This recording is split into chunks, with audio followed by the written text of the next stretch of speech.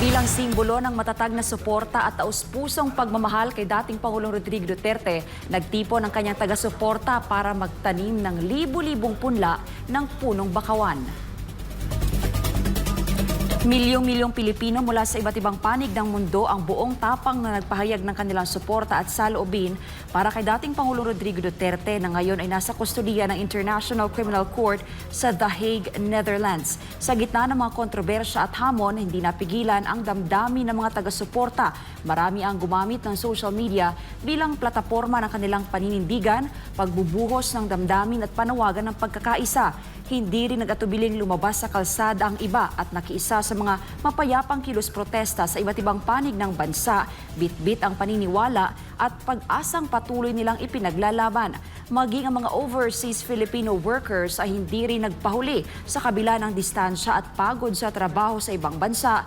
Buo ang kanilang loob sa pagpapakita ng maalab na suporta at pagmamahal sa dating Pangulo. Bilang konkretong hakbang ng pagkakaisa at pagkilos, sinimulan ngayong araw ng ilang FPRRD supporters ang a 3 for PRRD movement sa Talabaan Mangrove Planting Site.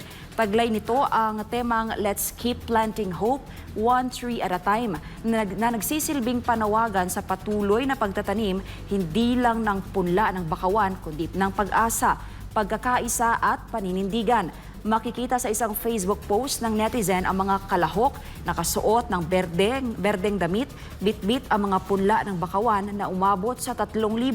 Isang makulay at makabuluhang tagpo ng kolektibong pagkilos para sa kalikasan at para sa dating Pangulo.